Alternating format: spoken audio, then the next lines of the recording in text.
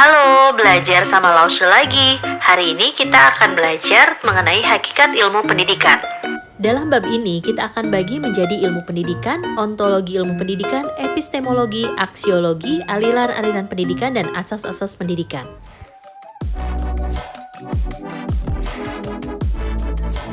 Pendidikan adalah suatu proses pembelajaran yang melibatkan transfer pengetahuan, keterampilan, dan nilai-nilai dari satu individu ke individu lainnya. Pedagogi merupakan ilmu pendidikan yang mempelajari metode dan strategi pengajaran yang efektif.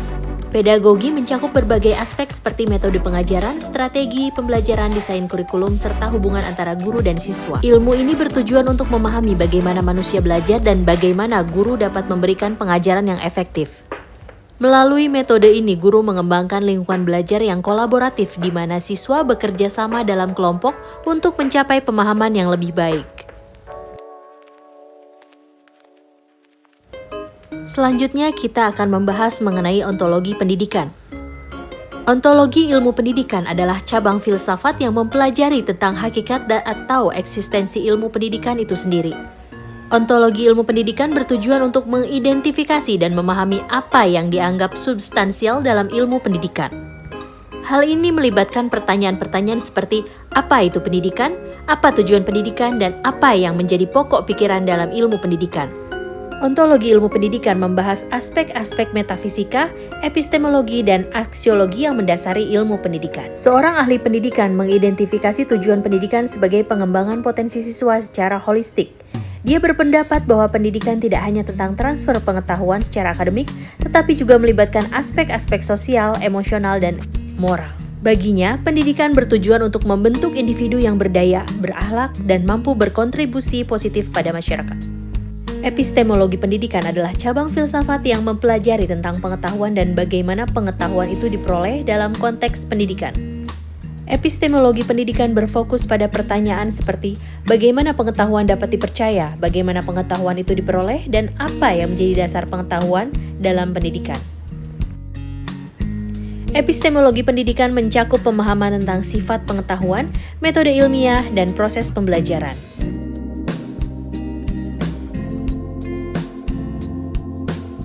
Aksiologi pendidikan adalah cabang filsafat yang mempelajari nilai-nilai dan tujuan pendidikan. Aksiologi pendidikan mencoba untuk menjawab pertanyaan seperti apa nilai-nilai yang harus diterapkan dalam pendidikan, apa tujuan pendidikan yang harus dicapai. Aksiologi pendidikan membahas tentang nilai-nilai moral, etika, dan tujuan pendidikan dalam konteks pengembangan manusia sebagai individu yang berkualitas. Contoh aksiologi pendidikan. Seorang kepala sekolah menetapkan nilai-nilai integritas, kejujuran, dan kerjasama sebagai nilai-nilai yang harus ditanamkan dalam siswa. Dia memastikan bahwa kegiatan sekolah mencerminkan nilai-nilai ini, seperti dengan mengadakan program-program pengembangan karakter dan mempromosikan sikap saling menghormati antar siswa.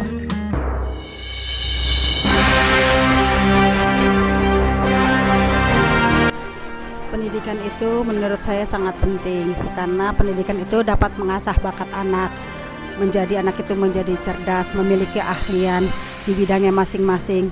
Mungkin ada yang dia ahli matematika, dia bisa nari, dan dia bisa segala macam. Itu jadi dia bisa mengembangkan bakatnya masing-masing.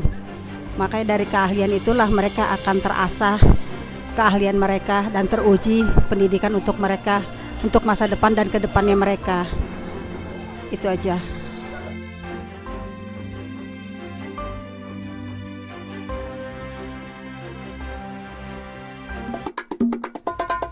Aliran pendidikan dapat dimaknai sebagai upaya memperbaiki martabat manusia.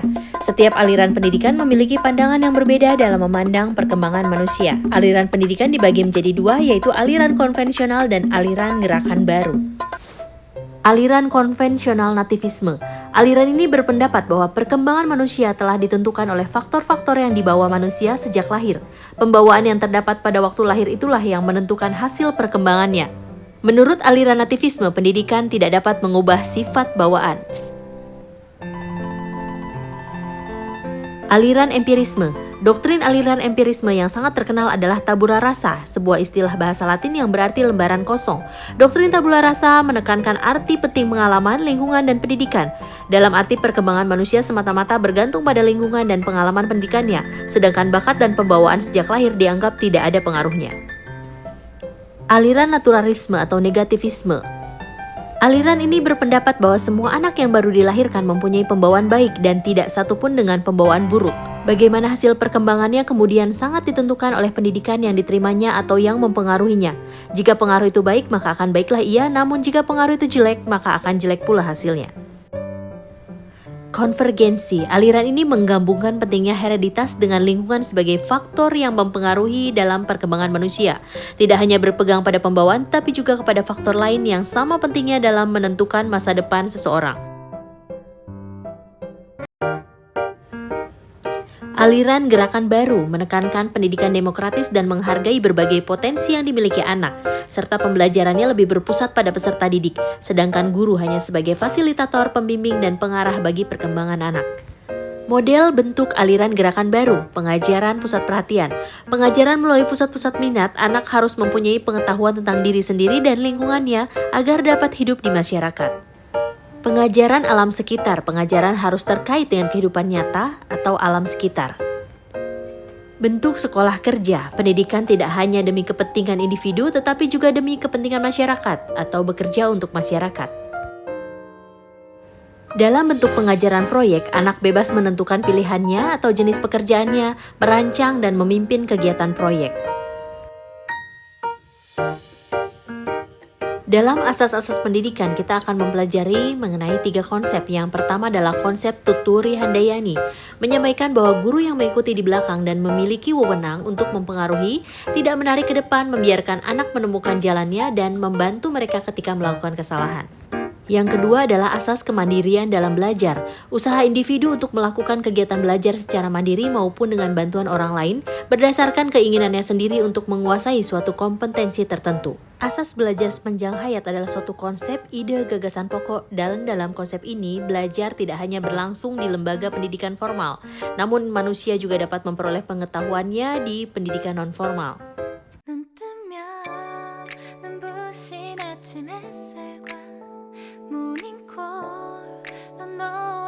시작하는 하루 마치 내 인생의 포커스가 지금에 맞춰진 걸까